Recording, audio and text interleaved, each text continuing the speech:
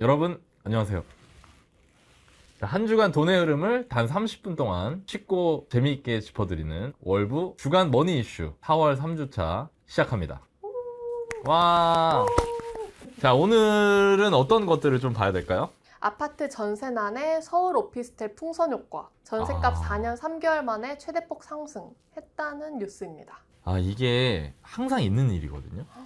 시장 사이클이 있는데 간략하게 설명을 해드리면 2022년에 미국이 금리를 올리면서 폭락을 했어요. 전국 부동산이. 근데 사실 그때는 부동산만 폭락한 게 아니고 뭐 주식시장부터 시작해서 다 안 좋았어요. 그랬다가 2023년부터 서울 수도권의 상승장이 다시 시작이 됐는데 그래서 지금까지 온 거예요. 23, 24, 25, 26 4년 차죠. 23년, 24년, 25년은 소위 말해서 핵심지 사람들이 좋아하는 아파트, 한강벨트 이런 얘기 많이 나왔었잖아요. 그런 게 먼저 올랐어요. 그러니까 쉽게 말해서 좋은 것들이 먼저 오른 거예요. 투자 가치가 있는 것들이 먼저 올라갔어요. 그리고 그러는 동안 계속 나왔던 얘기가 이거 봐라. 우리가 흔히 얘기하는 투자 가치가 좀 떨어지는 외곽들은 안 오른다. 양극화가 벌어진다. 이런 얘기가 나거든요. 근데 올해 들어서면서부터 양상이 조금 달라요. 거기가 그러니까 올라가는 거예요. 반대로 강남 쪽은 집값이 많이 내렸고 지금 최고가 찍었을 때 대비하면은 10% 정도 빠졌어요. 아파트 매매가 기준으로. 그러니까 예를 들면은 40억 정도 하던 강남 아파트가 지금 36억 이렇게 나와요. 그리고 매물이 꽤 많아요. 최근 들어서는 다시 거래되는 것 같긴 한데 어쨌든 강남 아파트가 10%가 빠지는 일이 많지는 않잖아요. 근데 되게 재밌는 게 우리 사람들이 알고 있는 건 강남이 떨어지면 다른 데는 완전 다 박살났어 이렇게 알고 있잖아요. 근데 지금 구로구, 노원구 이런 데는 매물을 찾아보기가 어렵고 거래가 많이 됐습니다.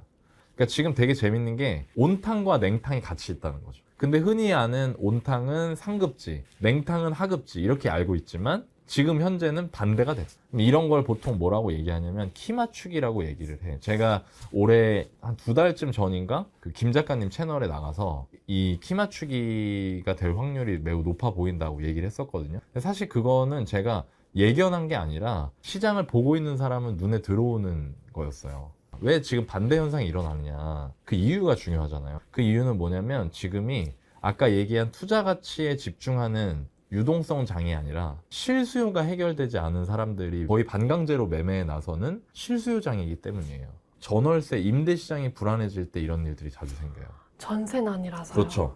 예를 들어서 내가 강남에 살고 있는데 전세가 없어. 월세가 부족해요. 그럼 그 사람들이 매매로 전환이 되느냐? 쉽지가 않아요. 왜?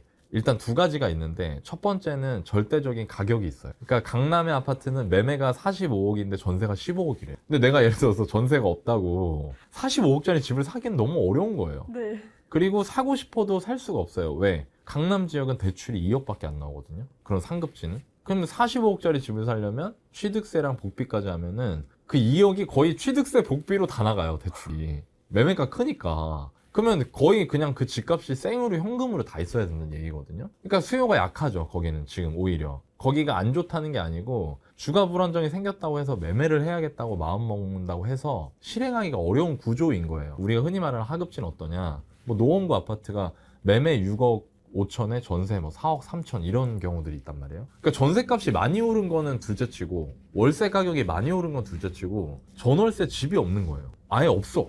그러면 내가 만기 됐는데 예를 들어서 임대인이 이 집을 팔아야겠다. 나가주십시오. 라고 얘기를 하는 거예요. 그럼 그러시군요. 그럼 어쩔 수 없죠. 알겠습니다 하고 딱 알아봤는데 헉 하는 거죠. 전월세 없으니까. 그러니까 지금 되게 재밌는 게 이렇게 일반적인 사람들이 느끼는 방식으로 설명하는 콘텐츠가 없어요. 지금 현재 시장을. 그래서 내가 이 얘기를 오늘 먼저 하고 싶었던 거야. 뭐 무슨 금리가 어쩌고 공급이 어쩌고 이게 문제가 아니고 일반적인 사람들이 실제 상황에서 마주하는 내용을 그 소식을 그대로 전해드리는 역할을 누군가 해야 된다고 생각하고 그래서 이 얘기를 먼저 하는 거예요. 지금 이게 이슈이기 때문에, 큰 이슈이기 때문에. 그러면 예를 들어 내가 4억 3천에 전세 살던 사람이면 전월세 집이 아예 없는 거예요. 근데 매물은 봤더니 뭐 다주택자가 판다 뭐 이러면서 나온 게 있어. 네. 봤어요. 봤더니 6억 5천이래. 근데 또 재밌는 건 첫 번째. 그러니까 매매가와 전세가의 차이가 더 상대적으로 적기 때문에 이거 내가 매수를 해야 되나? 라는 생각을 할 수 있는 가능성이 있다. 환경적으로. 두 번째는 대출이에요. 매매가가 15억이 안 되는 주택 같은 경우에는 집값의 70%와 6억 중에 작은 금액을 주택담보대출이 일으킬 수가 있거든요. 그러면 예를 들어 6억 5천원짜리 집의 70%면 4억 5천5백만 원만큼은 대출을 받을 수 있다. 다른 DSR이나 다른 부분에서 이제 문제가 없다면. 그러면 고민을 하는 거예요. 야, 이거 그냥 담보대출 받아가지고 집을 살까? 라는 생각을 하는 거죠. 그리고 또 하나. 그 담보대출 받았을 때 이자를 계산을 해본단 말이에요, 사람들이. 그럼 내가 여기서 만약에 전세는 씨가 말랐고 월세 있는 거 한두 개를 보는 거예요. 월세를 봤더니 월세랑 비교했을 때 금리가 뭐 올랐다 하더라도 이게 월세가 너무 오르니까 이게 싸게 먹히겠는데 라는 생각을 하는 거예요, 사람들이. 그러니까 흔히 얘기하는 투자 가치가 상급지보다 못하지만 오히려 거기서 거래가 많이 일어나는. 이런 거 어떻게 알아요? 저는 이거를 봤어요. 단순히 상승장 하락장 이렇게 나눌 수 있는 건 아닌데 저는 이거를 제가 봤단 말이에요. 2014년, 15년 초창기 때. 그때는 집값이 많이 오르진 않았지만 전세가 때문에 매매 전환되는 거를 저는 많이 봤어요. 이런 부분 때문에 지금 매매로 나서는 사람들이 있죠. 근데 여기서 또 하나는 그럼에도 불구하고 매매가 여의치 않은 분들도 있어요. 어떤 분들이 많냐면 이제 구매력이 떨어지거나 종잣돈 레벨이 작거나 이런 분들. 그런 분들이 대부분 뭐 1인 가구 이런 분들이거든요. 그럼 그분들이 아파트를 떠나서 대안으로 삼을 수 있는 게 무엇이냐. 오피스텔이랑 빌라예요. 근데 일반적인 사람들은 좋은 오피스텔은 괜찮은데 오피스텔도 종류가 되게 다양하고 사람들이 아는 그런 깔끔한 오피스텔만 있는 건 아니에요. 뭐 홍콩 느와르 영화 같은 데 나오는 그 느낌의 오피스텔들도 많아요. 그런 오피스텔들도 많기 때문에 빌라도 같이 보거든요. 근데 빌라 시장은 그럼 어떠냐. 빌라는 아파트보다 더 심해요. 그러니까 왜 그러냐면 이유가 있어. 자, 우리 몇 년 전부터 전세 사기 얘기 많이 나와. 자, 전세 사기라는 소리를 딱 듣는 순간 빌라에 전세를 들어가야겠다, 가지 말아야겠다. 어떤 생각이 듭니까? 가지 말아야겠다. 그죠? 그러니까 빌라 전세 수요가 많이 사라졌어. 근데 빌라는 월세 임대를 놓으려고 매매하시는 분들이 많았거든. 근데 그 임대 수요가 어떻게 됐어요? 싹 빠진 거예요. 제로, 거의. 아무도 빌라 전세를 안 가려고. 그러니까 어떻게 되냐면은 빌라를 매매할 매매 수요도 사라지는 거죠. 빌라를 매매할 매매 수요가 사라지니까 빌라를 공급하는 그 건설 분양업자들이 있어요. 소규모 빌라들 지어가지고 신축 빌라 분양하는 사람들이 있어요. 그걸로 돈 버는 사람들이 있거든. 그분들이 장사가 돼요, 안 돼? 그러니까 안 짓는 거예요. 그러니까 빌라는 신축 빌라는 찾아보기가 힘들어요. 그래서 그게 누적된 지가 지금 거의 4년, 5년이 됐거든요. 그러니까 이제 빌라도 없는 거야. 자, 그러니까 그 다음 차선책으로 사람들이 어디로 가요? 그래서 오피스텔 전세가 오르는 거예요. 저 헤드라인 하나에 지금 내가 말한 이런 일련의 흐름들이 있는 거예요. 맥락이 있죠. 그러면 여기서 이제 한번 생각해 봐야 되는 건 뭐냐. 오피스텔 전세까지 오른다는 뉴스가 나온다. 그러면은 어떻게 시장 해석을 하면 되냐면 그냥 아파트나 빌라 전월세는 그냥 다 후퇴화가 됐구나. 인지를 해야 돼요. 저희 월급쟁이 부자 채널 보시는 분들은 저는 재테크나 이런 데 관심이 많으시고 합리적인 고민과 결정을 하실 수 있다고 생각을 해요. 그러면 내가 예를 들어 내 집 마련이나 이런 걸 고민한다고 하면 내 집 마련을 해야 될지 말아야 될지 혹은 내 집 마련을 만약에 각자의 상황으로 저는 뭐 개인이 판단하는 거라고 생각해요. 제가 하는 건 결정해 드리는 게 아니고 결정에 도움을 드리는 거라고 생각을 하고 근데 내 집 마련을 안 하게 됐을 때 내가 임차인으로 살아간다라고 결정을 하는 거잖아요. 집은 어쨌든 참여를 해야 되니까. 그럼 내가 임차인으로서 앞으로 어떤 일이 펼쳐질 수 있구나라는 거를 미리 준비를 하지 않으시면은 좀 어려울 수 있다는 거죠. 예를 들면 전세나 월세를 거주를 해요. 그래도 돼요. 저는 그래도 된다고 생각해요. 왜냐하면 투자를 해야 되는 게 중요한 거지 반드시 부동산 투자를 해야 된다고 생각하진 않아요. 시대가 바뀌었다고 생각해요. 저도 그런 걸 인지했기 때문에 다양한 투자를 시작을 했던 거고. 근데 중요한 거는 투자를 하게 되면은 특히 이제 요즘처럼 주식시장이나 이런 데 올라가면 현금을 들고 있고 싶어요? 안 들고 있고 싶어요? 안 들고 있고 싶죠. 네. 왜냐면 내가 이 돈을 그냥 다 넣었으면 돈을 더 벌었을 텐데라는 경험이 쌓이잖아. 근데 만약에 내가 그래서 있는 현금, 없는 현금을 다 끌어다가 주식이나 다른 투자를 다 해놨는데 2년 뒤에 혹은 4년 뒤에 또다시 임대료가 많이 올라간다. 라고 하면은 내가 되게 난감해지는 거예요. 사실 제가 뭐 사람마다 의견이 다양하겠지만 한국형 재테크의 표본 근데 한국형 재테크도 아니야. 내가 보니까 피터 린치나 이런 사람들이 했던 얘기들 보니까 내 집을 먼저 사고 그리고 나서 다른 투자를 하는 게 그 투자의 성과를 결정한다. 왜냐하면 장기 투자가 성공의 지름길이고 장기 투자를 하기 위해서는 생활의 안정이 필수거든요. 거주뿐만 아니라 모든 것들 건강관리도 해야 되고 다 잘해야 돼요. 지금 시장 상황이 이제 막 투자를 시작하신 분들이 그런 부분까지 염두에 두고 하기가 어려우실 것 같다는 느낌이 드는 거죠. 경험자로서. 그래서 내 집 마련이 피치 못해 상황이 안 되신다고 해서 전월세를 선택한다고 하시더라도 우리 시청자분들이 반드시 지금 현재 전월세 시장에 대한 관심은 놓으시면 안 된다는 거예요. 내가 사는 집 지금 전세가 이렇게 올랐네? 월세 이렇게 올라가네?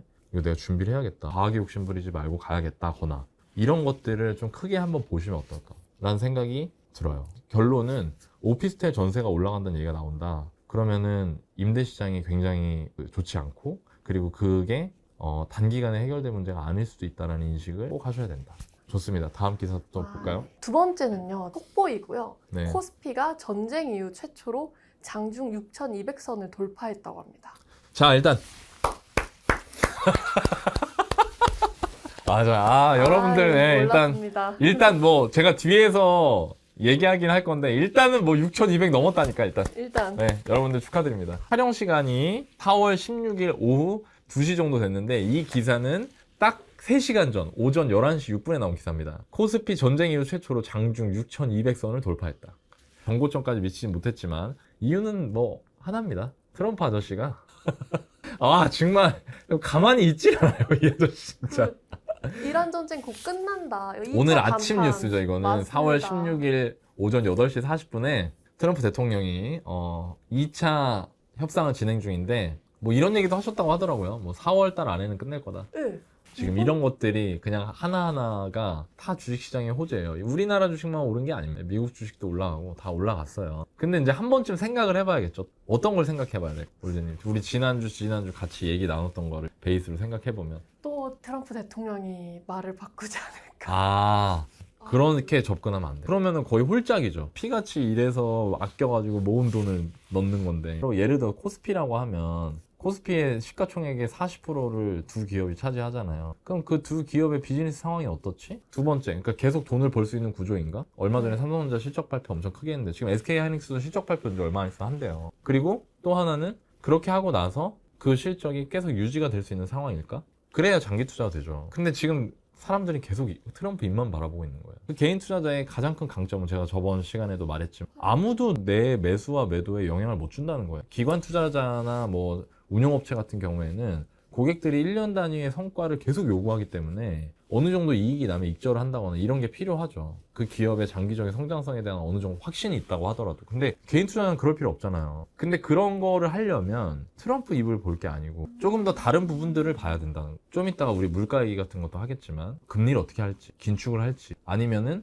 전체적인 경제 상황에 대한 이슈, 그리고 그 다음에는 그 기업의 이슈들, 비체계적 위험을 보는 거죠. 그러니까 그런 프레임이 있었으면 하는 거예요, 저는. 저번에도 얘기했는데 주식 투자랑 부동산 투자 똑같더라고. 그러니까 부동산 투자도 그 나라의 뭐 금리 상황, 공급 상황 이런 게 있어요. 그런 게 이제 체계적인 거예요. 비체계적인 건 그 아파트. 이 아파트가 사람들한테 선호가 되는 아파트인 거예요. 이 아파트는 사람들이 금리를 뭐 올리고 내리고 뭐 어디 중동에서 전쟁을 하고 안 하고와 상관없이 이 아파트에서 보내는 학교에 엄마들이 열광을 하는가? 이거는 다른 얘기잖아요. 이런 걸 따로 볼 줄 알아야 되거든. 근데 내가 주식 투자하면 느낀 게 똑같더라고. 똑같아요. 그 관점이. 물론 약간의 다른 부분들이 있긴 하지만 크게는. 그리고 투자를 할 때 마음 편한 게 진짜 난 중요하다고 생각하거든. 근데 트럼프 입만 보면은 마음이 불편한 거죠. 아까 올제님이 그래서 그 얘기를 했잖아요. 트럼프가 또 무슨 얘기를 할까? 이거에 관심이 생긴다. 근데 그거보다 내가 어떤 특정 기업에 장기 투자를 하려고 마음을 먹었다면 이 기업의 지금 실적이 어떠한지, 이 기업의 실적이 앞으로도 유지되거나 좋아질 수 있는지 이런 것들을 봐야 되고, 그러려면은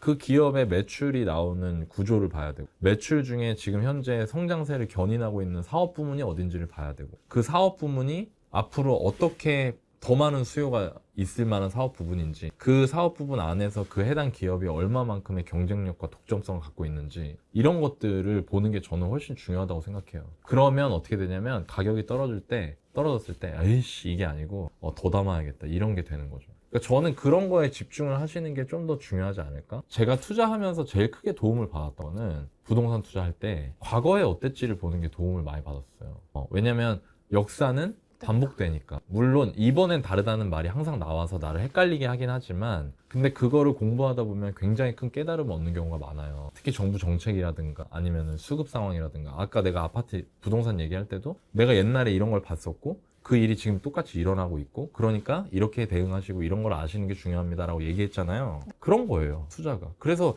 투자는 경험이 진짜 큰 영향을 주는데, 지금 현재 이 벌어지고 있는 이런 일들을 보면서 사람들은 별로 중요하지 않은 거에 관심이 많아 보인다는 거죠. 트럼프가 하는 말 이런 거예요. 근데 트럼프도 임기제 대통령 아니에요? 한 번쯤 생각해 볼 필요가 있어요, 이거. 내가 좀 걱정이 되는 부분이 있어요. 매일매일 이런 거에 막 트럼프, 와싸, 막 트럼프. 아침에 기분이 좋아. 웃으면서 출근해. 왜 그래? 트럼프가 종전을 하고 싶은가 봐요. 이러니까 이게 걱정이 된다는 거죠. 근데 이런 이슈들이 없는데도 주가가 내가 생각한 대로 움직이지 않으면 그때 비로소 많은 사람이 당황을 하게 되는. 그리고 그 역사가 반복됐다.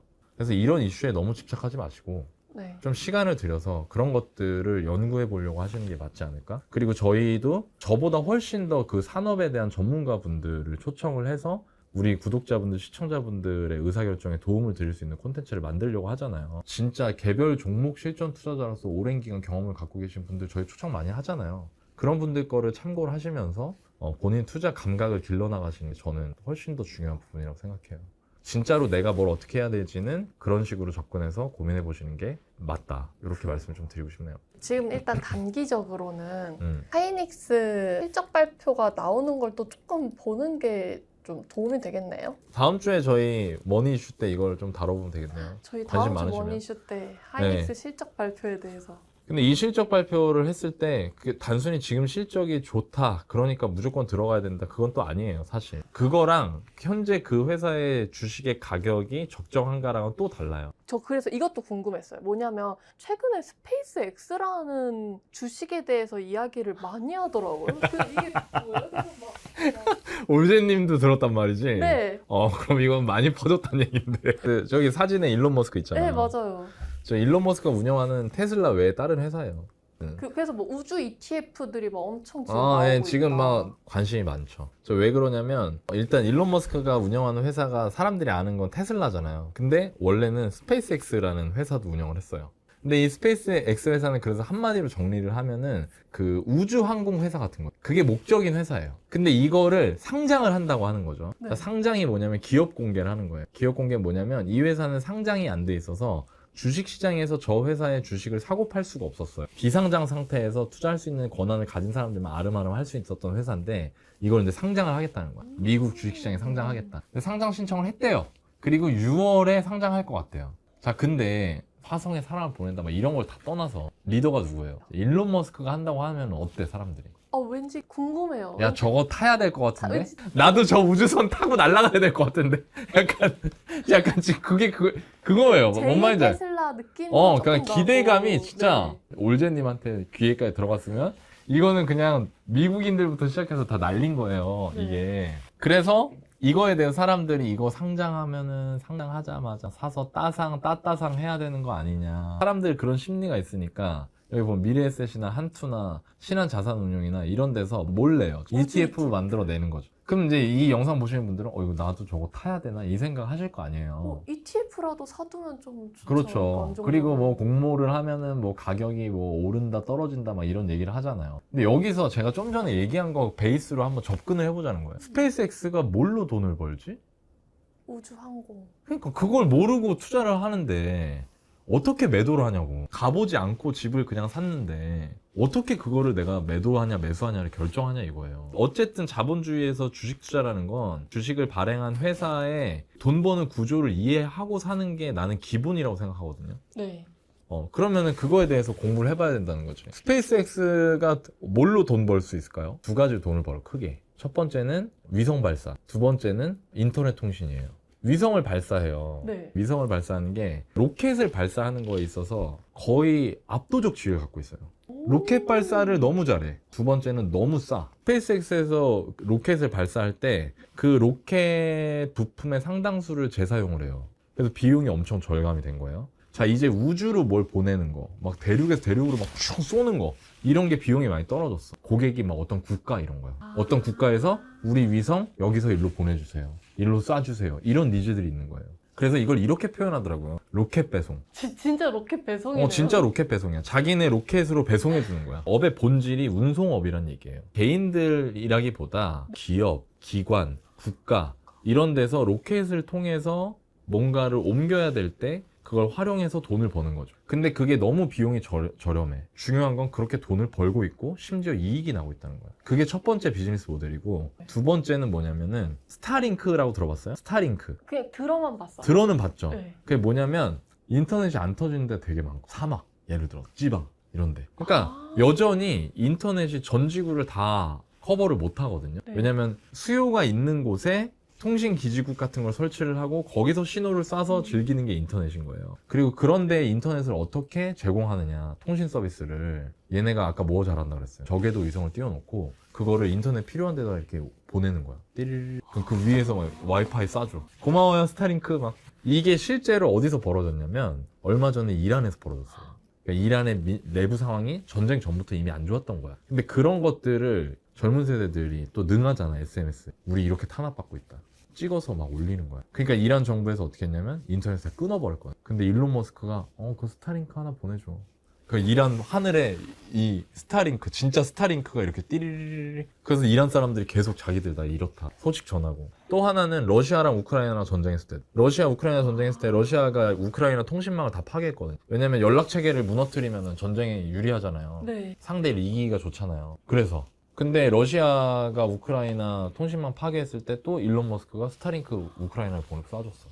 왜냐면 우리 같은 사람들은 인터넷이 너무 당연한 공기 같은 세상에 살고 있지. 그러니까 저런 서비스가 돈이 될까? 라는 생각을 하는데 실제로 이런 일들이 많다는 거예요. 비즈니스 모델이 있네요. 그 돈을 벌고 매출만 있는 게 아니고 이익도 나는 거예요, 지금. 이런 서사가 있기 때문에 스페이스X는 상장하면은 무조건 따따상이다 이렇게 생각하는 사람들이 있죠. 근데 여기서 두 번째 포인트가 있어요. 이거 무조건 타야 돼 이런 얘기에 휩쓸리기보다 진짜 돈 버는 거 맞아? 주식이라는 건 돈 벌지 못하면 아무 의미가 없는데 돈 버는 거 맞아? 돈을 버네? 그리고 그게 또 늘고 있어. 장사가 잘 돼. 거기서 남는 돈으로 화성 보내겠다 이거예요. 근데 중요한 거는 뭐냐면 돈을 버는 거랑 그 회사의 주가랑은 또 다른 얘기. 마치 그 아파트가 사람들이 좋아하고 그 아파트에서 가는 초등학교, 중학교의 엄마들이 열광하고 그 아파트 인지도나 이런 게 듣기만 해도 다 알고 너무너무 좋은 건 맞는데 그럼에도 불구하고 이 가격이 적정한가는 다른 얘기인 거예요. 걱정하지 않은 가격이 될 수도 있죠. 아까 제가 과거 사례를 보는 게 중요하다고 했잖아요. 네.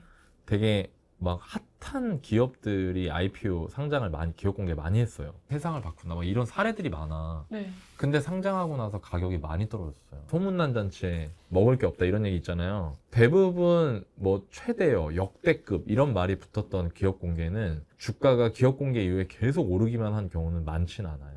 그러니까 제가 말씀드리고 싶은 요지는 이런 거에 의해서 너무 큰 기대감 때문에 무리한 투자를 하시는 거는 저는 별로 권하고 싶지 않아요. 그러면은 어떤 방식의 투자가 가능하냐. 예를 들어서 안 하는 거예요. 내가 이미 기존에 좋은 투자를 하고 있다면 그냥 보는 거예요. 보는데 만약에 이게 흔히 말하는 막 폭락이 나왔다. 가격이 엄청 떨어졌다. 그리고 이게 V자 반등이 나오는 게 아니라 그 상태에서 침체기 상태로 꽤 오래 가는 경우도 많거든요. 가격이 많이 떨어졌다. 그러면 그때 한번 생각해 볼 수 있는 거죠. 비즈니스가 계속 영속적인가? 여기 해자가 있나? 근데 여긴 해자가 있긴 있어. 아까 말한 그 비용이 너무 압도적이야. 그거를 따라올 수 있는 기업이 없대요. 그러니까 이런 것들을 보고 그러면은 조금 투자해보자. 개별 주식. 이렇게 접근할 수도 있고요. 또 다른 방식은 분산할 수도 있죠. ETF 같은 걸로. 근데 다만 ETF 같은 거 하실 때는 그 ETF에 도대체 어떤 회사들이 들어가 있는지를 잘 보시는 게 중요하다고 생각해요. 왜냐하면 스페이스X가 지금 거의 모든 항공우주 관련된 산업의 이슈를 다 집어삼키고 있기 때문에 나머지 기업들도 가격이 많이 올랐거나 돈을 벌지 못하는데도 불구하고 주가가 많이 올랐거나 이랬을 수도 있거든요. ETF가 무조건 안전한 건 아니에요. 근데 중요한 거는 아까 제가 말씀드린 그냥 남들이 지금 무조건 이건 같이 올라타야 된다. 로켓 타고 우리도 우주로 가야 된다. 막 이런 말에 마음이 조급해져가지고 본질적인 부분을 놓지 마시고 제가 설명해드렸지만 이것만으로 부족하실 거란 말이에요. 그러니까 좀 더 자세히 알아보시고 남들이 한다고 해서 하지 말고 그러다가 돈 잃는단 말이에요.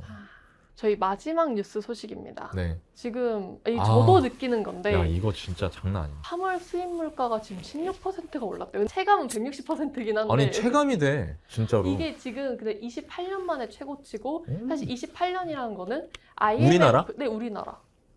1998년 이후로 네. 최고야? 최고치예요 지금. 와.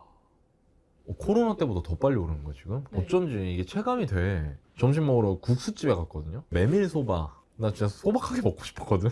메밀소바랑 그것만 먹으면 약간 좀 너무 소박해서 고기 사이드로 좀 구워주시는 거 그거를 먹으러 갔거든. 2만 원 했어. 너무 깜짝 놀랐어. 지금 요즘에서 물가 너무 비싼 것 같아요. 엄청 비싸요. 그래서 특징이 뭐냐면은 물가 오른다는 얘기 듣자마자 바로 체감하는 거.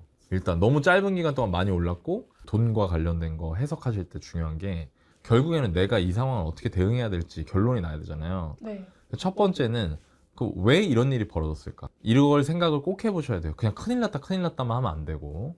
두 번째는 이거랑 비슷한 일이 옛날에도 있었나? 세 번째는 그때 그 뒤로 경과가 어땠지? 결과가 어떻게 됐지? 이런 것들을 생각해 보시는 게 중요하고, 제가 그 관점으로 요거를 설명을 해볼게요. 자, 유가가 올라서 물가가 올랐죠.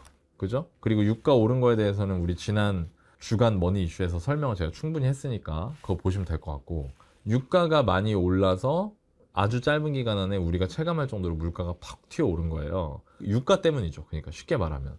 그러면 최근에 물가 올랐던 게 코로나 때 물가가 올랐는데, 코로나 때 물가 오른 거는 유가 때문은 아니었죠. 코로나 때는 재정 정책, 전 세계적으로 유례 없는 돈 풀기 때문에 물가가 많이 올랐던 거고, 네. 우리나라 같은 경우에는 그 유례 없는 돈 풀기가 여전히 이어지고 있는데 거기에 유가까지 지금 엎친 데 덮친 게 된 거예요. 그러면서 지금 물가가 많이 오른 거죠. 그렇죠? 그러면 유가가 올라서 물가가 급하게 오른 적이 있나를 보자 이거예요. 이제 꽤 여러 번 있는데 대표적으로 한 3번 정도 있었다고 보면 돼요. 첫 번째는 1973년, 두 번째는 1979년, 세 번째가 1990년이에요. 자, 이거 하나씩 얘기해 볼게요. 1973년에 이스라엘이랑 아랍 국가들이 전쟁을 했어요. 네, 원래 안 좋잖아요, 사이가. 그 이스라엘의 대속죄일. 근데 그게 10월인데 그날 전쟁이 난 거예요. 자, 전쟁이 나면서 중동이 아수라장이 됐죠. 전쟁이 길진 않았대요. 한 뭐 19일, 20일 했나 봐요. 근데 그 뒤에 상황이 안 좋았던 것 같아. 그러니까 유가가 쉽게 안 잡힌 거예요. 1973년에 그 일이 있고 나서 74년, 75년까지 물가가 계속 올랐는데 최고치가 물가 인플레이션율이 12%까지 올랐어요. 12%요? 네. 근데 그 다음에 완화가 됐어요. 금리 인상하면서.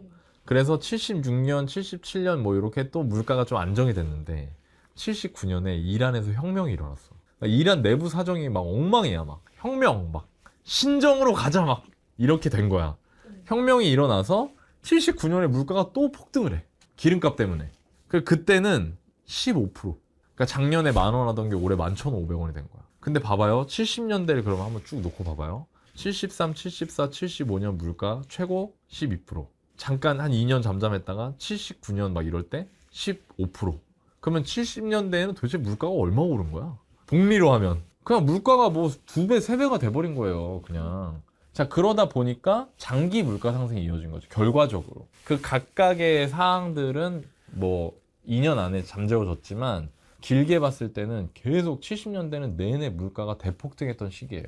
그때 그 유명한 폴 볼커가 등장을 한 거죠. 그 연준 의장. 엄청나게 고금리 정책을 써서 물가를 휘어잡았어요. 근데 보통 중앙은행에서 물가가 오른다고 해서 금리를 급격하게 올리지 못하는 가장 주된 이유가, 우리나라도 지금 그걸로 말이 많잖아요. 경기 침체 온다고. 근데 그때는 폴 볼커가 뭐라고 얘기했냐면 경기 침체보다 더 중요한 것이 물가를 잡는 것이다. 이거를 못하면 굉장히 위험할 수 있다. 그러면서 밀어붙였어. 밀어붙여서 금리를 막 10% 이상으로 막 기준금리를 올려가지고 물가를 싹 잡았어요. 근데 경기 침체가 왔죠. 그래서 1980년, 81년, 82년, 80년대 초반에는 경기가 굉장히 안 좋았어요. 성장세가 막 둔화되고. 근데 그로 인해서 그게 정리가 되면서 안정이 되고 물가 상황 안정된 걸 베이스로 해서 유례를 찾아보기 힘들 정도의 성장 랠리가 왔지. 80년대. 막 우리나라 막 서울올림픽 막 호돌이 막 이거 굴렁쇠 소년 막 돌릴 때. 굴렁쇠 소년이 나랑 동갑이야. 역대급 상승 랠리에. 역대급 상승 랠리에 난 태어난 거지. 네. 80년대. 어쨌든 그렇게 하고 나서 80년대에는 물가는 높았지만 그거 못지않게 성장이 받쳐줬기 때문에 물건값도 오르고 내 소득도 오르고, 그래서 살기 좋은 시대로 갔어요. 그 우리나라만 그랬던 게 아니고 외국이 다 좋았어. 그리고 일본 같은 경우에 그때 이제 버블기 정점으로 향해 갔죠. 그러다가 1990년도에 또 유가로 인해서 물가 상승이 와요. 걸프전이에요. 이라크랑 미국이랑 전쟁한 거. 근데 그때 사담 후세인 잡아가지고 그냥 했잖아요. 그래서 유가가 그때도 짧은 기간 동안 폭등을 했었어요. 이때는 금방 마무리가 됐어요. 그럼 여기서 알아야 되는 게, 지금 전쟁이 길어질 확률이 높냐, 합리적으로 본다라고 하면 트럼프 입장에서는 이제 나 중간 선거도 해야 되고 잘 출구 전략을 사서 잘 마무리를 하는 게 중요하지. 넌 오늘 넌 죽었어. 너 죽고 나 죽자. 이거를 할 판은 아니잖아요, 사실. 그럼 만약에 4월에 전쟁이 끝난다고 하면 이 유가 상승이 계속해서 구조적으로 지속되지 않을 확률이 높다고 보는 게 맞죠. 근데 다만 중요한 거는 단순히 전쟁이 끝나면 바로 모든 게 재개되는 게 아니라 지금 원유를 생산하는 그런 시설이나 이런 것들 타격이 있거든요. 이란이 막 무차별적으로 막 아랍 국가도 막 공격, 두바이 미사일 쏘고 그랬잖아. 그래서 지금 그 주변에 뭐 정유 시설이나 이런 것들이 꽤 많이 파괴가 됐기 때문에 이게 구조적으로 얼마나 가느냐, 그리고 또 하나는 얼마나 빨리 재건에 성공하느냐에 따라 달려 있겠죠. 근데 저는 개인적으로 이 역사들을 보면 항상 그럴 때마다 금리 인상이 있었거든요. 그래서 이번에도 사람들이 지금 많이 기대하는 게, 투자자들 같은 경우에 금리 인하하는 걸 기대하잖아요. 근데 그거 기대하는 건 제가 보기에 좀 어렵지 않을까 라고 생각을 하고요. 그 우리나라도 지금 그러고 있으니까 오히려 금리가 인상될 수도 있다는 걸 알고 준비하는 게 맞다고 생각해요. 그럼 금리 인상 가능성을 열어놓고 본다는 건 뭐가 있을까요? 실제로 할 수 있는 건. 예적금이요? 그렇죠. 어느 정도의 현금은 보유를 하려고 하시는 게 맞죠. 근데 이런 얘기를 사람들은 싫어한다는 거예요. 아니 지금 당장 6,200 뚫었는데 뭔 소리야 지금. 신용 끌어서 해도 지금 내 성에 안 찰파네. 그런데 무슨 뭐 현금 보유야. 이렇게 얘기하잖아요. 근데 저는 개인적으로 여기서부터는 제 생각인데 투자를 할 때는 항상 돌다리도 두들겨 가면서 약간 바보같이 하는 게 맞다고 생각해요. 그래서 물가가 올라가는 거가 길어지지 않을 확률이 높아 보이지만 그렇다고 해서 모든 게 다 정상으로 금방 돌아올 거라고 기대하고 금리를 내린다거나 막 이런 거를 지금 상황에서 기대하는 거는 제가 보기에는 적절치 않다고 생각해요. 그렇게 정리를 해야 될 것 같아요. 좋아요. 오늘 여기까지 말씀드렸고요. 저희 프로그램의 이름을 공모했는데 일단 여러분들 정말 열심히 막 참여해 주시고 저의 돈맥 잡기를 응원해 주셔서 감사드립니다. 너무 충격받았어요. 어떤 구독자분께서 머니 이슈 어때요? 이렇게 해주셨는데 이게 아주 와닿더라고요. 네, 돈과 관련된 이슈를 정리하는 거니까. 근데 그 앞에 제가 주간을 붙였습니다. 왜냐면 제가 매주 찾아뵙기 때문에. 자, 이 주간 머니 이슈 여러분들 어떠세요? 괜찮다면은 댓글에 이거 이름 괜찮다 이렇게 한번 해주시면 저희가 또 소심해가지고 용기가 날 것 같습니다. 감사합니다.